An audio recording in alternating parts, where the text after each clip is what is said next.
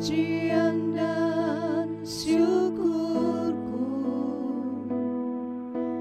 ku bawa padamu,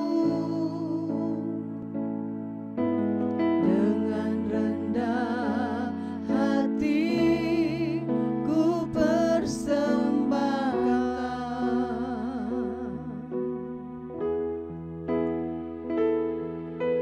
Sadar bila ku ada hanya karena anugerah, bukan karena kekuatanku.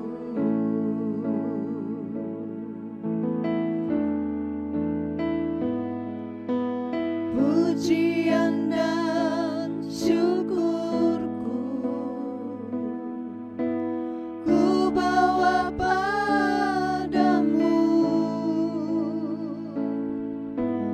dengan rendah hati ku persembahkan.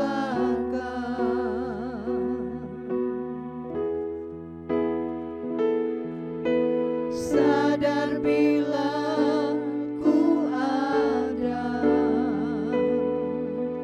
hanya karena anugerah, bukan karena kekuatanku.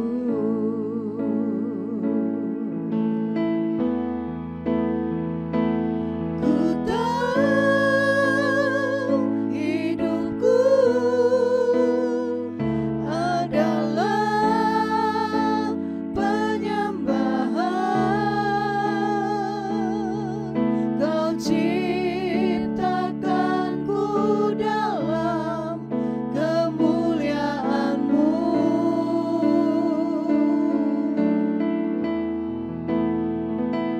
Ku tahu hidupku berharga di mata-Mu. Segenap hidupku persembahkan.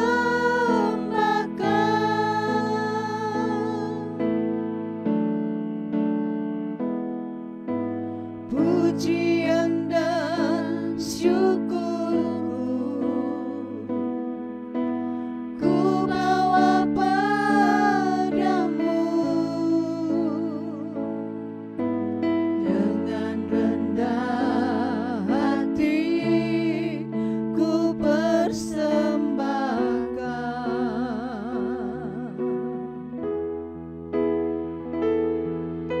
Sadar bila ku ada hanya karena anugerah, bukan karena kekuatanku.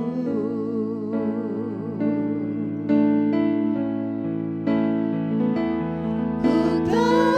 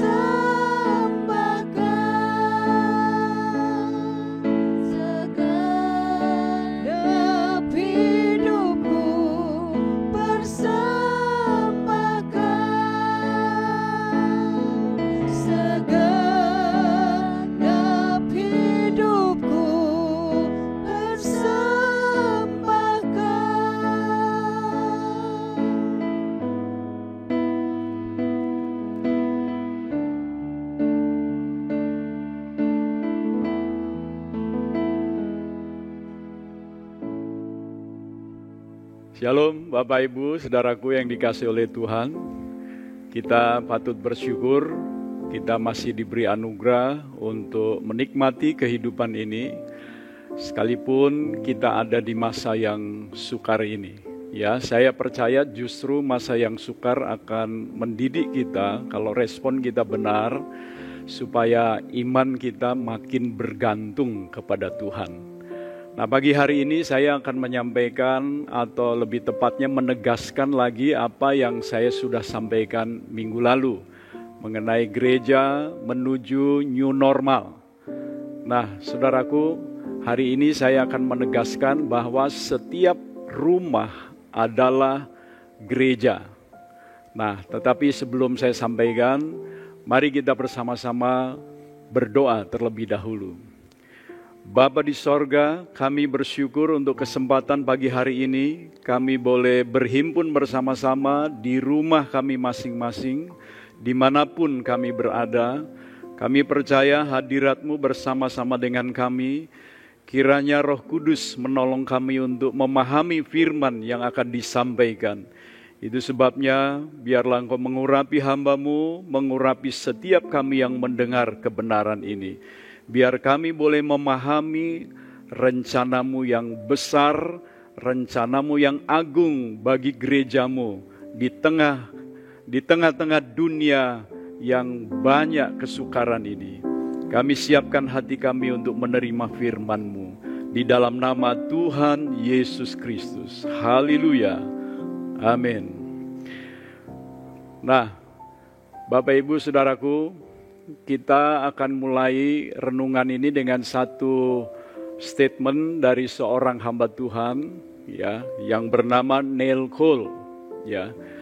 Beliau mengatakan bahwa setiap orang Kristen adalah seorang penanam gereja, seorang yang bisa dengan pertolongan daripada Tuhan merintis gereja. Dia juga berkata bahwa setiap rumah adalah gereja, dan setiap gedung gereja adalah pusat pelatihan. Nah, ini penting saudaraku, karena kita juga telah belajar bagaimana rumah itu betul-betul berfungsi sebagai gereja. Saya percaya setiap rumah itu menjadi gereja ketika yang pertama, ketika para ayah atau kepala keluarga bertindak sebagai gembala bagi keluarganya. Minggu lalu saya sampaikan bahwa kepala keluarga atau para ayah bertindak sebagai pemimpin rohani. Nah, di sini secara spesifik, saudaraku, lebih lagi dikatakan bahwa para ayah atau kepala keluarga bertindak sebagai gembala bagi keluarganya. Ayatnya di mana Pak Theo? Sudah tertulis ya, di Efesus 6 ayat 4. Saya akan membacakan untuk kita semua. Dikatakan di sana, dan kamu bapak-bapak, janganlah bangkitkan amarah di dalam hati anak-anakmu, tetapi didiklah mereka di dalam ajaran dan nasihat Tuhan.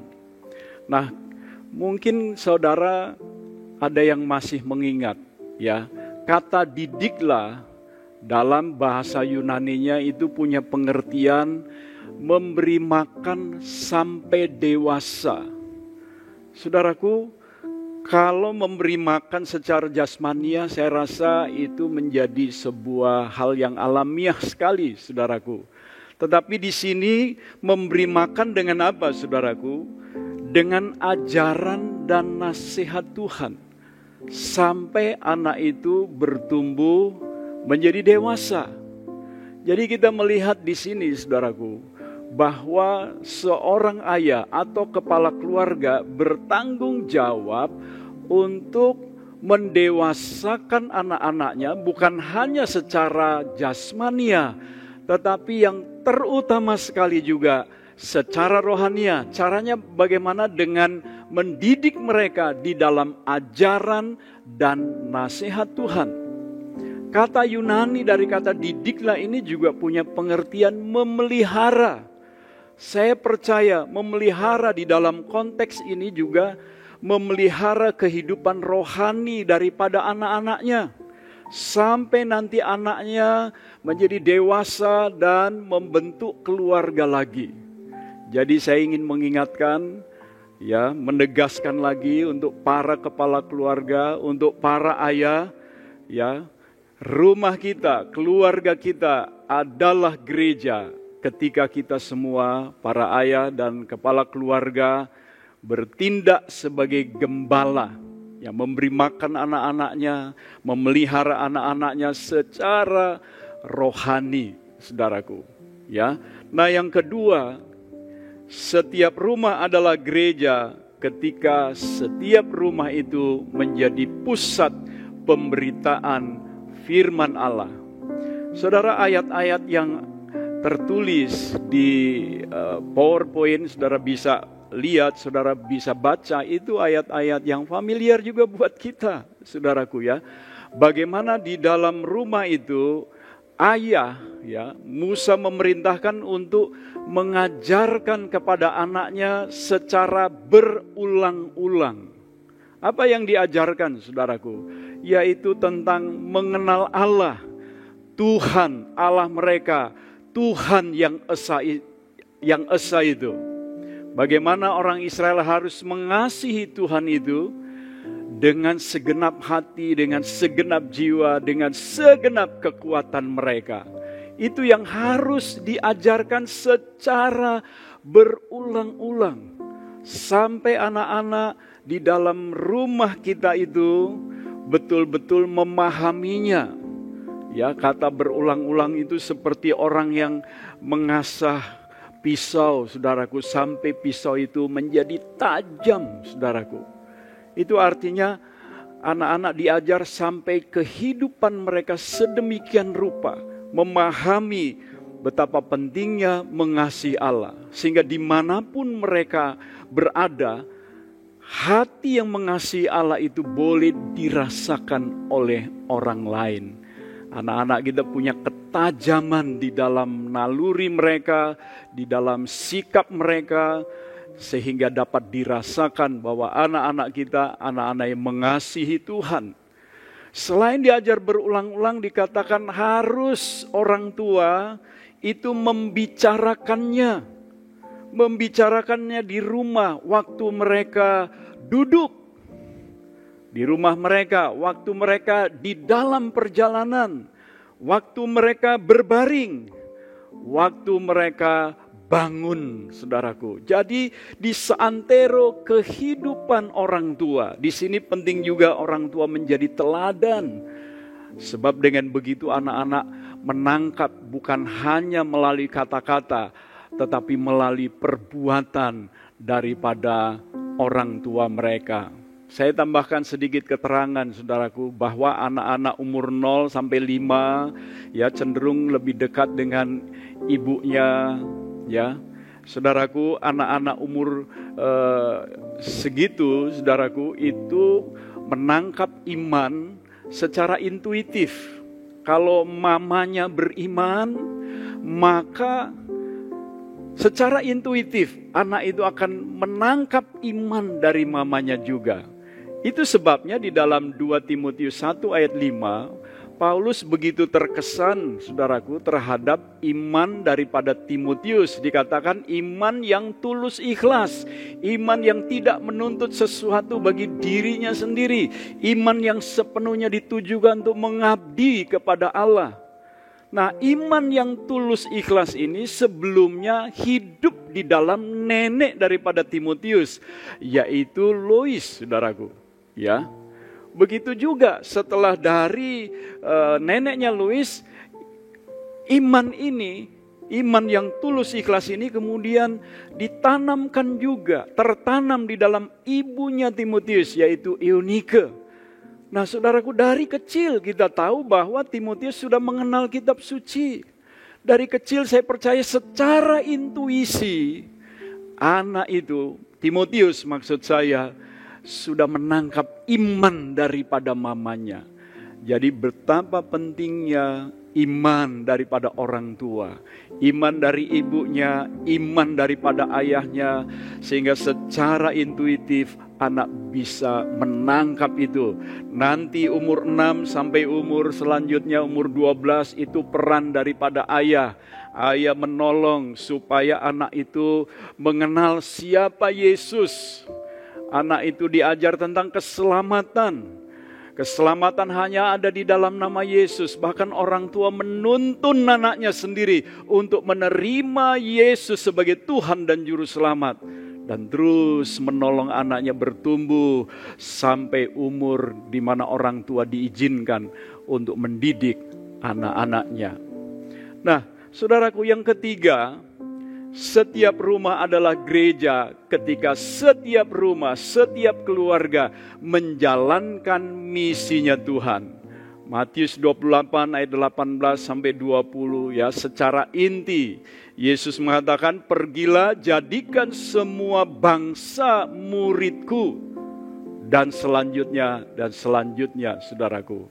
Nah, di sini saudaraku, gereja, maksud saya keluarga, sungguh-sungguh adalah sebuah gereja ketika keluarga itu menjalankan misi daripada Tuhan. Saya mengingatkan lagi bahwa kita ada di dunia ini bukan untuk mengejar tujuan kita sendiri, mengejar apa yang menjadi keinginan-keinginan kita, saudaraku.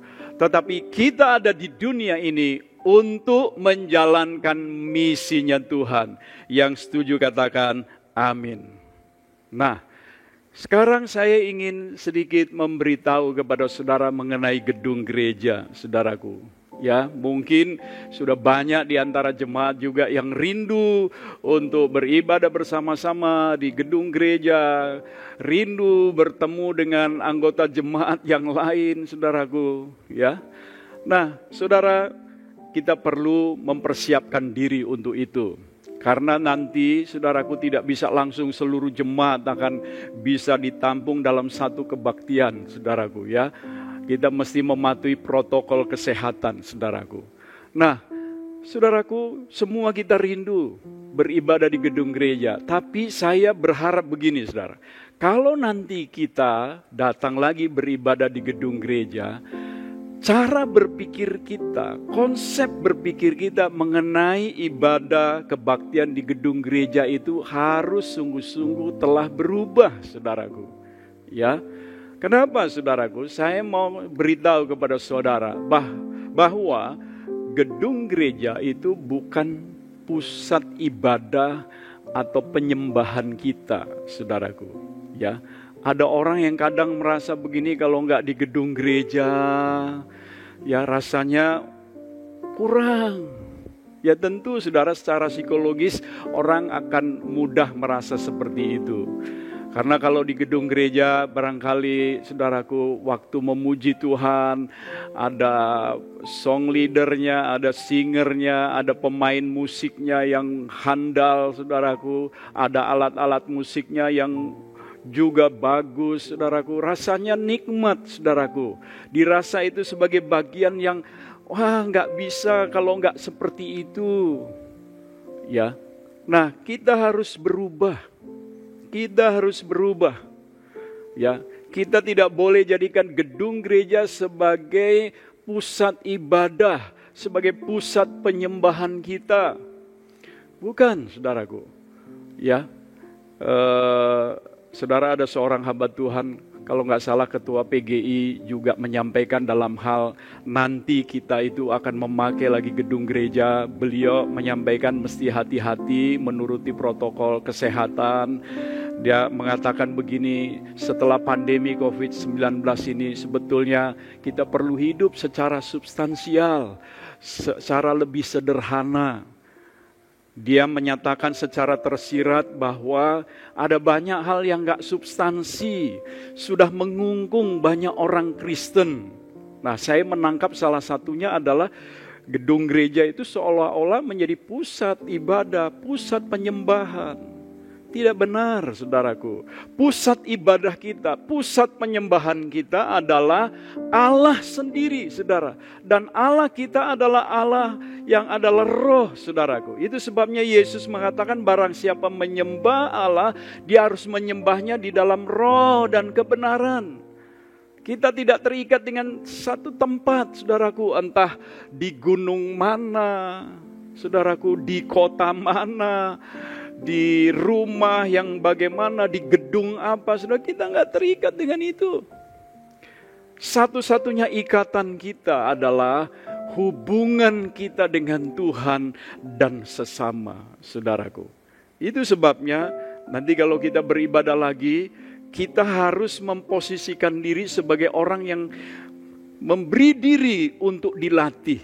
Nah, di dalam pertemuan di gedung gereja itu, kita dilatih, saudaraku. Sebab apa?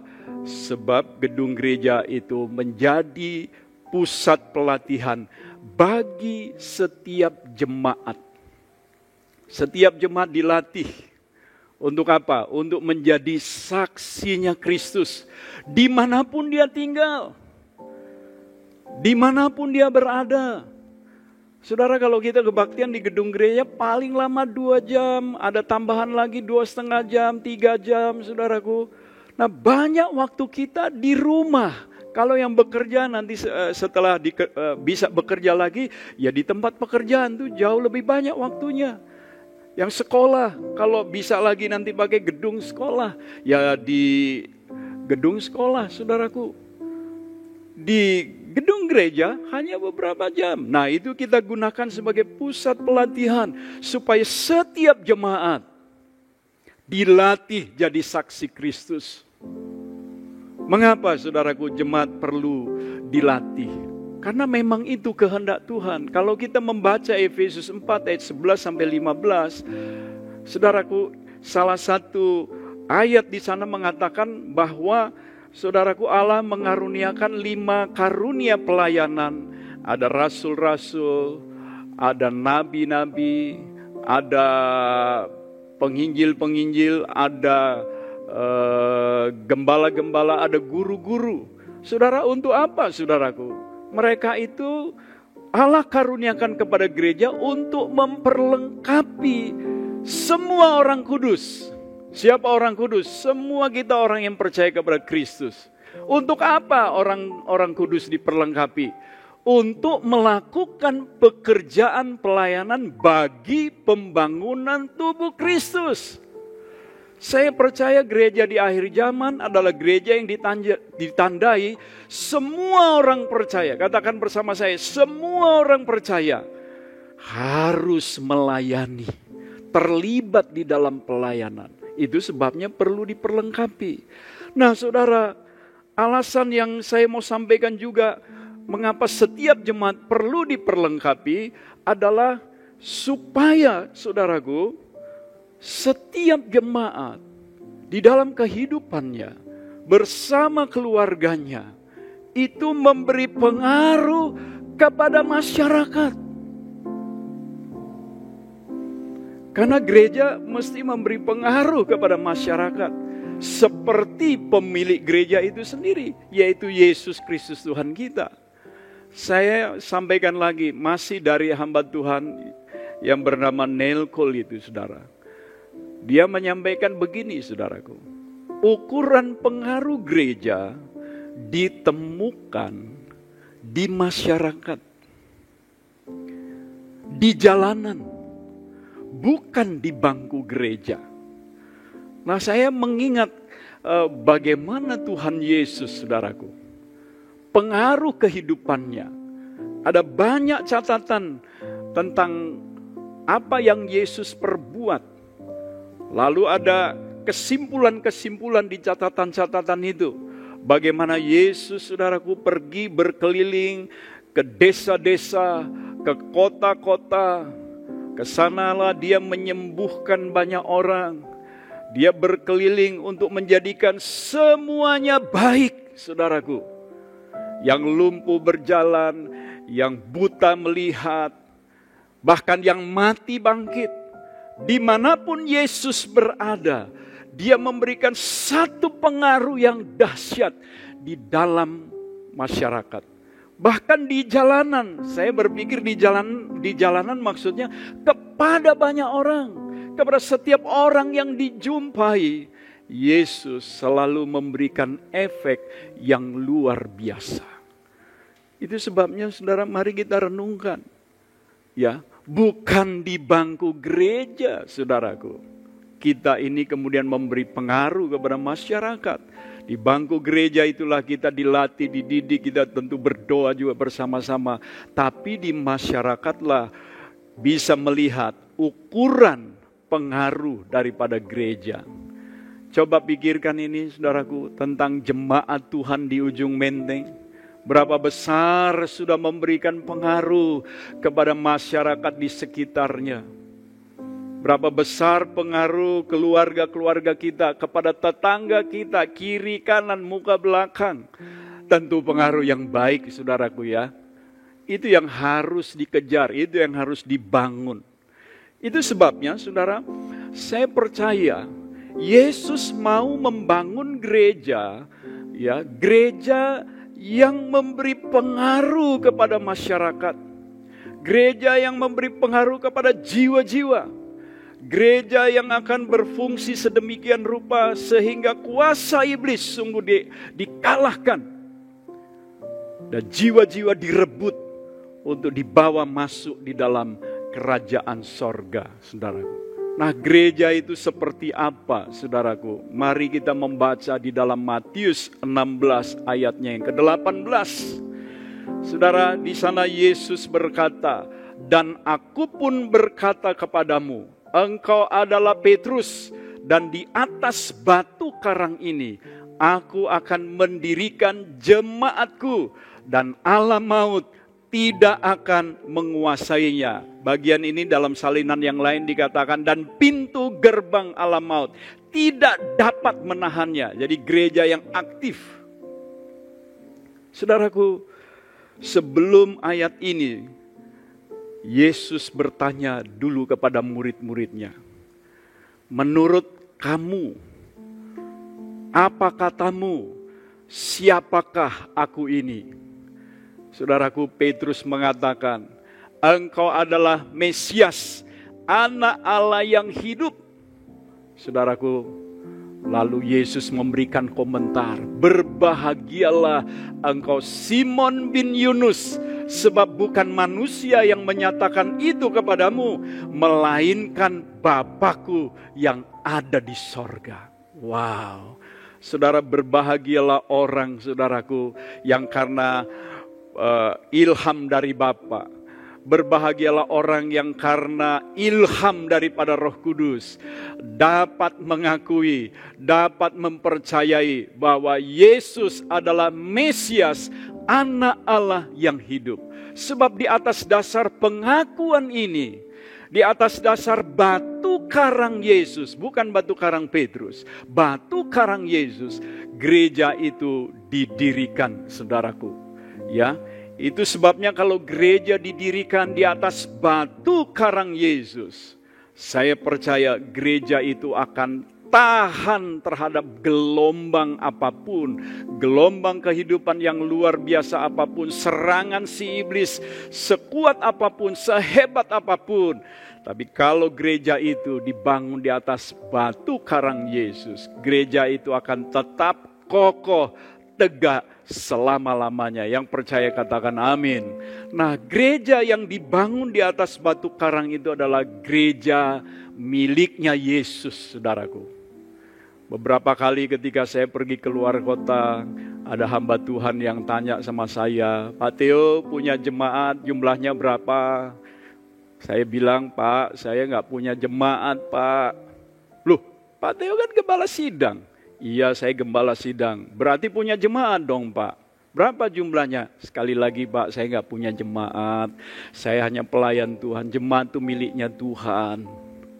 Ya, saudara, semua orang percaya itu miliknya Tuhan. Karena yang menebus saudara itu bukan manusia, bukan pendeta, bukan gembala sidang. Tapi yang menebus saudara adalah Yesus Kristus Tuhan. saudara, dalam miliknya Tuhan. Nah, gereja ini sedang dibangun juga oleh Kristus, saudaraku. Bagaimana Kristus membangun gerejanya? Saya memikirkan sebuah cara yang kecil, yang sederhana, yang kita sudah sering lakukan.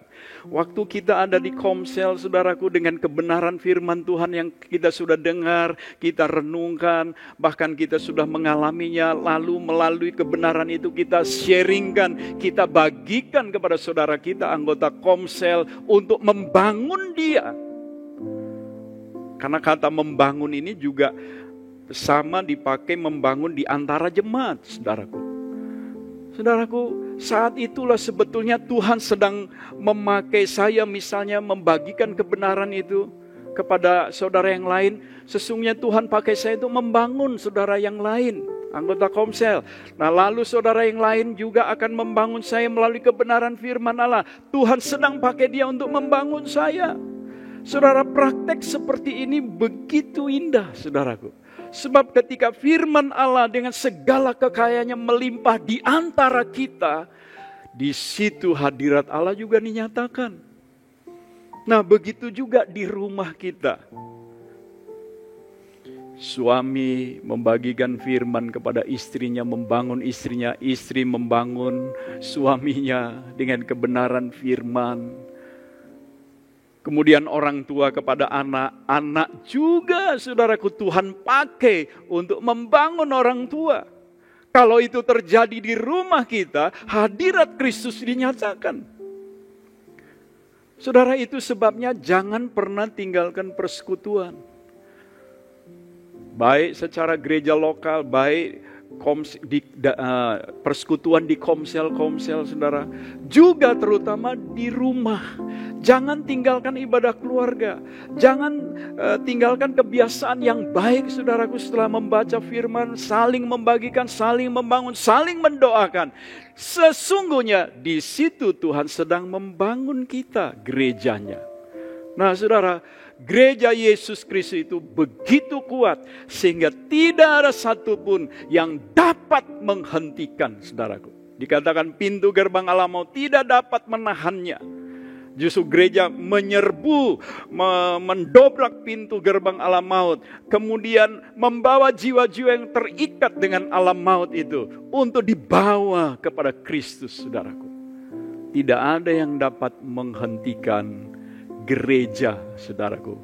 Bahkan pandemi COVID-19 pun tidak bisa menghentikan gereja.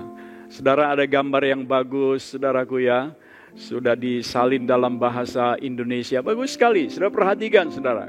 Ya, setan berkata kepada Yesus, ya, seolah-olah dia sudah menang, saudara. Dia berkata dengan COVID-19, saya berhasil menutup semua gerejamu. Oh, Yesus dengan santai justru menjawab begini, kebalikannya. Kamu berpikir menutup semua gerejaku. Kebalikannya, justru saya membuka satu gereja dalam setiap rumah. Wow, saudara, waktu saya membaca ini, pesan ini, saudara, membaca ilustrasi atau apa ini, saudara, meme atau apa waktu itu, saudaraku, saya merasa, saudara, Tuhan berbicara di hati saya. Perhatikan baik-baik. Saudaraku, sekian lama, sudah 3 bulan ini, ya, kita tidak menggunakan gedung gereja. Gak tahu sampai kapan, mungkin bulan depan akan dimulai. Tapi itu justru sesuatu yang saya percaya, Tuhan izinkan, supaya gereja itu tidak dimengerti sebagai gedung, tetapi orangnya, tiap orang, tiap keluarga yang berhimpun di rumah, itulah gerejanya. Dan itu tidak dibatasi oleh tempat, tidak dibatasi oleh apapun yang lain, saudaraku, supaya gereja yang seperti itu, yang ada di setiap rumah, betul-betul memberi pengaruh kepada masyarakat di sekitarnya. Nah, itu, saudaraku, yang kita pikirkan. Itu yang saya pikirkan dan saya berharap, saudaraku, kita memikirkan. Saudara lihat tuh peta DKI Jakarta. Ya, saya tidak berpikir bahwa GPDI Jemaat Ujung Menteng saja akan memenuhi DKI Jakarta. Bukan. Saya berpikirnya gereja-gereja di seluruh DKI Jakarta ini, ya, kiranya juga memanfaatkan pandemi COVID-19 ini dengan menjadikan setiap rumah itu juga gereja. Sehingga saudaraku, gedung gereja nantinya kalau mau difungsikan lagi sebagai tempat pelatihan, ya. Church building is a training center. Jadi gedung gereja biarlah berfungsi sebagai pusat pelatihannya. Jadi waktu orang datang ke situ, saudaraku, datang sebagai seorang prajurit barangkali, ya, seorang laskar Kristus yang siap untuk jadi saksi, jadi berkat di kotanya. Waktu dia pulang ke rumah, dimanapun rumahnya, dia jadi berkat di sana. Gereja itu ditemukan pengaruhnya di masyarakat, di jalanan. Saudaraku, kalau ini Jemaat Ujung Menteng, wah, ya, berapa rumah itu? Itu hanya gambaran, ilustrasi saja, ya, saudaraku. Gereja yang lain juga, ya, benar-benar menangkap bahwa melalui rumah-rumah pengaruh ajaran Yesus, cara hidup yang baru dinyatakan melalui rumah-rumah itu. Wah, ya, gereja yang satunya lagi juga menambah lagi. Wah, saudaraku, nggak tahu itu Jakarta Timur, Jakarta Utara, Jakarta Selatan, Jakarta Barat, saudaraku. Ya, wah, gereja lain lagi, saudaraku. Wow, penuh dengan gereja, saudaraku. Gereja yang ada di setiap rumah. Ya. Nah, mengakhiri ini, saudaraku, saya mau menyampaikan lagi ayat yang minggu lalu, saudara, menjadi ayat pokok kita, saudaraku, yaitu Kisah Para Rasul 5 ayat 28. Kita masih ingat kata-kata daripada imam besar itu, saudaraku, kepada Rasul Petrus dan Yohanes, ya.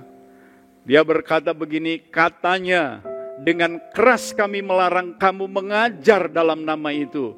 Namun ternyata kamu telah memenuhi Yerusalem dengan ajaranmu dan kamu hendak menanggungkan darah orang itu kepada kami. Saudaraku, imam besar itu mengingatkan, sebetulnya kamu sudah kami larang keras. Kamu bandel, ternyata kamu justru telah memenuhi Yerusalem dengan ajaranmu. Satu pengakuan tersembunyi yang tidak disadari oleh imam besar itu. Dia mengakui betapa berkuasanya rasul-rasul, betapa berkuasanya jemaat yang mula-mula, betapa kuasanya Allah Roh Kudus yang memenuhi mereka, sehingga mereka begitu luar biasa memenuhi Yerusalem dengan ajaran dan cara hidup daripada Yesus Kristus. Saudara, kata-kata imam besar itu juga menunjukkan satu tuduhan, tapi tuduhan yang membanggakan, saudaraku. Ya, kalau gereja kita dituduh ini, kamu sudah saya larang, kalian saya sudah larang, tapi justru kamu sudah memenuhi Jakarta Timur ini dengan ajaran dan cara hidup Kristus. Wah, saudara, itu satu tuduhan atau peringatan yang membanggakan, saudaraku. Saya rindu, saudara, kenyataan itu akan dialami oleh gereja. Saya rindu, saudara. Saya tahu itu hanya karena pekerjaan daripada Roh Allah. Bukan oleh kuat dan gagah kita. Bukan oleh kuat dan gagahmu. Tapi oleh Rohku, kata Tuhan. Itu sebabnya, saudara, kita manfaatkan masa pandemi COVID-19 untuk menangkap sesuatu, pesan daripada Tuhan. Seringkali saya menyampaikan kepada jemaat, kita berjemaat ini bukan main jemaat-jemaatan, bukan main gereja-gerejaan. Kita mau jadi gerejanya Yesus Kristus. Sebab dialah yang telah menebus kita, saudara. Dialah yang telah membayar mahal dengan darahnya, sehingga kita menjadi kawanan domba-Nya. Tidak ada orang yang lain bisa menebus kita seperti Kristus telah menebus kita. Mari saudaraku, kita buka hati kita. Saya berbicara kepada seluruh jemaat, kepada para ayah, kepada para kepala keluarga, kepada anak-anak semua, kepada semua kita. Mari kita manfaatkan masa pandemi COVID-19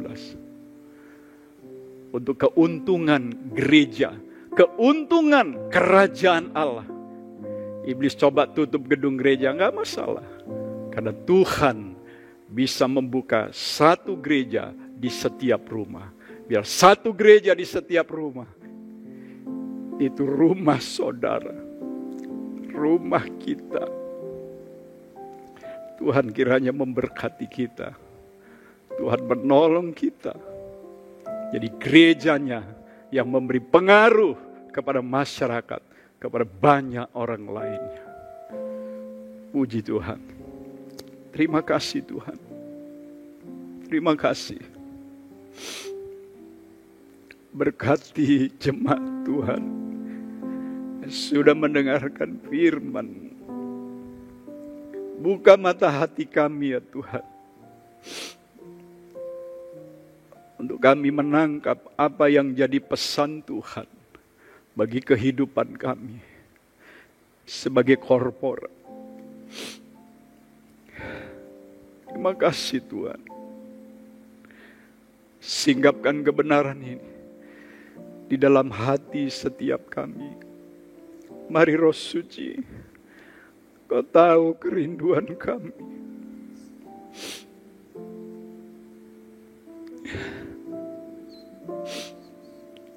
Terima kasih ya Tuhan. Betapa rindu kami mempermuliakan nama-Mu. Di tengah keadaan gereja yang kadang-kadang memprihatinkan. Di tengah keadaan banyak anak-anak Tuhan, bahkan pelayan-pelayan Tuhan. Terkadang karena kelemahan kami telah mempermalukan Engkau ya Tuhan. Tolong kami ya Tuhan. Tolong kami. Penuhi kami dengan Roh-Mu ya Tuhan. Terima kasih ya Tuhan. Terima kasih. Berkati firman-Mu ya Tuhan. Mari Roh Kudus meteraikan itu di dalam hati setiap kami. Buat kami jemaat-Mu haus akan Tuhan. Haus akan pengalaman dengan Engkau secara pribadi. Haus untuk mengenal Engkau. Haus mengenal kehendak-Mu. Untuk melakukannya ya Tuhan. Terima kasih ya Tuhan. Kami percaya Engkau telah memberkati kami dengan kebenaran firman-Mu pada pagi hari ini ya